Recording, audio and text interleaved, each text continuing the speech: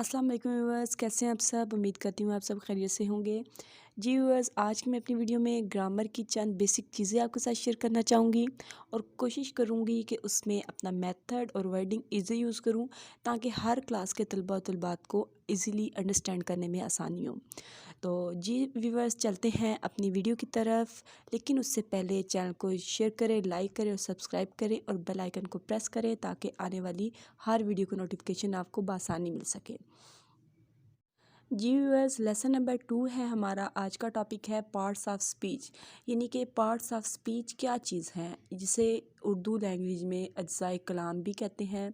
Viewers, मैं अपनी language Urdu इसलिए यूज़ कर रही हूँ ताकि ऐसे स्टूडेंट्स भी हैं जिनको इंग्लिश इजीली समझ नहीं आती, तो वो आपको इस वीडियो से बहुत हेल्प मिलेगी। उन स्टूडेंट्स के लिए जो इजीली इंग्लिश को अंडरस्टैंड नहीं कर सकते, उर्दू लैंग्वेज इसलिए यूज़ कर रही हूँ ताकि वो स्टूडेंट्स आसानी से इस वीडियो से हेल्प का ले सकें और आसानी से इनको समझ सकें। जी स्टूडेंट्स, अज्ज़ाए कलाम हम किसी भी लैंग्वेज में बात करते हैं, ख़्वाह वो इंग्लिश हो, उर्दू हो, पंजाबी हो, पर्शियन हो, कोई भी लैंग्वेज हो, तो उसकी उस हर लैंग्वेज की एक ग्रामर होती है। हम कोई लैंग्वेज यूज़ करते हैं, कोई वर्ड बोलते हैं किसी भी लैंग्वेज में, हम कोई सेंटेंस बोलते हैं, तो उसके डिफरेंट पार्ट्स होते हैं, ठीक है।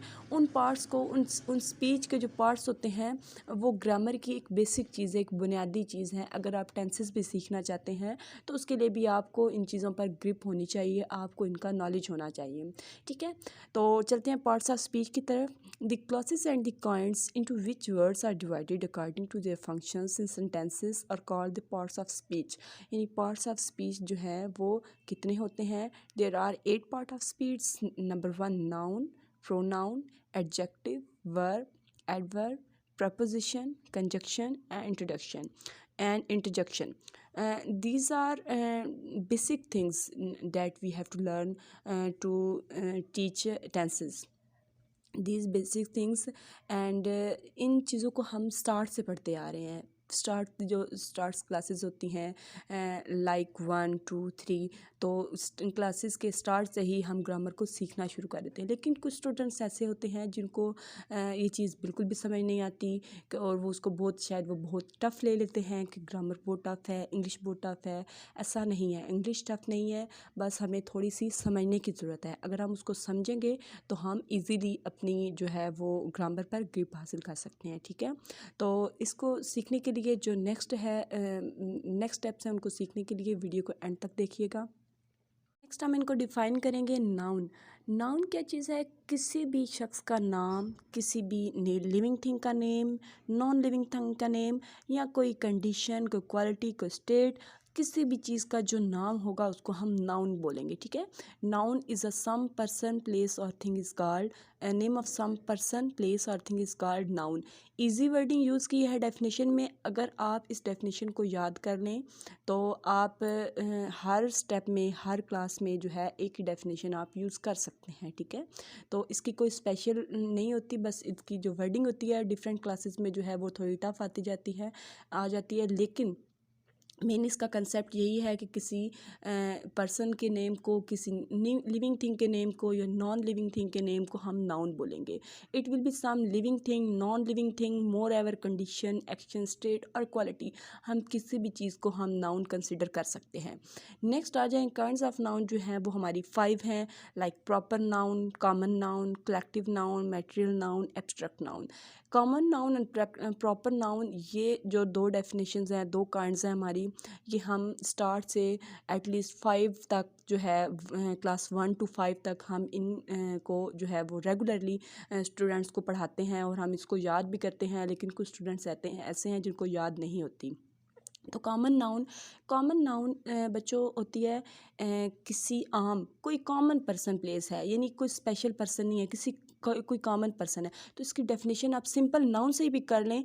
दी name of some common person place और a thing is called common noun. और इसी की प्लेस पे अगर आपको डेफिनेशन अच्छे से याद नहीं हो रही तो आप इसी को ही जो है वो थोड़ी सी तब्दीली करके प्रॉपर नाउन की डेफिनेशन आप ऐसे कर सकते हैं, the name of some proper person place और a thing is called proper noun. देखें, अगर आप नाउन की डेफिनेशन याद कर लेते हैं तो आप कॉमन और प्रॉपर दोनों की डेफिनेशन इजीली याद कर सकते हैं, जस्ट आप कॉमन और प्रॉपर नाउन वर्ड को रिप्लेस करके, ठीक है।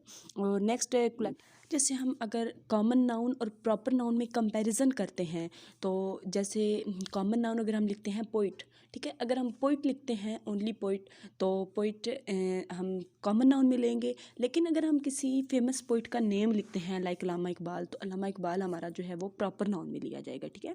लाइक प्रॉफिट, अगर हम प्रॉफिट लिखते हैं तो प्रॉफिट हमारा कॉमन नाउन में लिया जाएगा। लेकिन अगर हम किसी प्रॉफिट का नेम लिखते हैं, लेकिन लाइक सल्लल्लाहु अलैहि वसल्लम, आदम अलैहिस्सलाम, हज़रत इब्राहिम अलैहिस्सलाम, किसी भी पोइट का किसी भी प्रॉफिट का जब हम नाम लिखेंगे तो वो प्रॉपर नाउन में लिया जाएगा, ठीक है।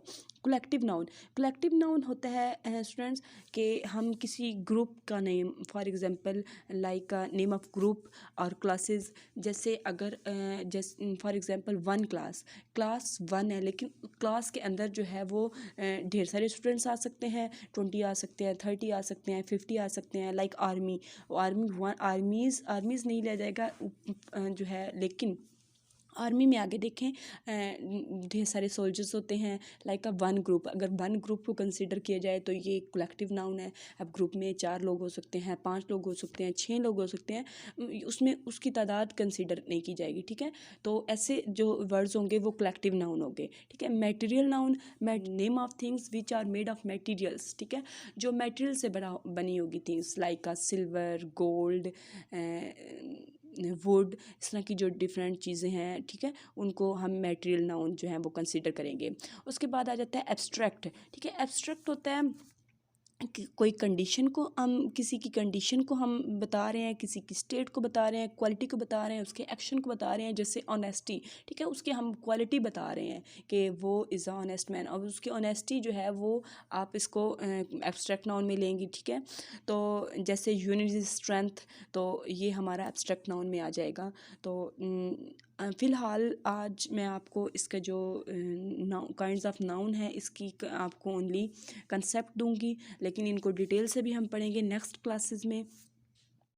उसके बाद है प्रोनाउन। नाउन और प्रोनाउन का आपस में लिंक इस तरह भी बनता है कि अगर हम कोई नाउन यूज़ कर रहे हैं, जैसे हम नाउन कोई भी, जैसे अली इज़ अ बॉय, ठीक है, मैं कहती हूँ अली इज़ अ बॉय। अगर मैं फॉर एग्जांपल अली के बारे में मैंने 5-7 लाइन्स लिखनी है, तो मैं क्या करूँगी कि अब मैं बार बार अली को रिपीट नहीं करूँगी, ठीक है। रिपीटिशन से बचने के लिए हम जो है जो वर्ड हम यूज़ करेंगे उसको आप प्रोनाउन कहेंगे, ठीक है। या इस तरीके से आप सिंपल वर्ड में यूँ भी कर सकते हैं, the words which are used instead of a noun are called pronoun, ठीक है। जो हम नाउन की प्लेस पे जो भी वर्ड हम यूज़ करेंगे वो सारे प्रोनाउंस होंगे, like is, am, are, they, them, ठीक है। इस तरह के जो वर्ड्स होंगे वो प्रोनाउन होंगे। जैसे फॉर एग्जांपल मैं माय बेस्ट फ्रेंड लिखना चाहती हूँ, ऐसे लिखना चाहती हूँ, या मैं किसी पर्सनालिटी के बारे में, किसी के बारे में मैं उसको लिख रही हूँ। अब पर्सनालिटी का नेम जो है मैं स्टार्ट में लिखूँगी, लेकिन बार बार हर जुमले में मैं उसका नेम मेंशन नहीं करूँगी। अगर तो कोई मेल है तो मैं ही का इस्तेमाल करूँगी, फीमेल है तो शी का करूँगी। अगर मैं ज़्यादा लोगों के बारे में बात कर रही हूँ तो मैं दे, देम, देयर का इस्तेमाल कर सकती हूँ, ठीक है। इस तरह के जो वर्ड्स होंगे वो प्रोनाउन कहलाएंगे। आगे प्रोनाउन की भी काइंड्स हैं, जैसे personal, demonstrative, relative, interrogative, reflexive pronoun. तो इनकी काइंड्स भी जो हैं हम डिटेल से पढ़ेंगे। आज के वीडियो में ओनली आपको पार्ट्स ऑफ स्पीच का ही कंसेप्ट दे रही हूँ।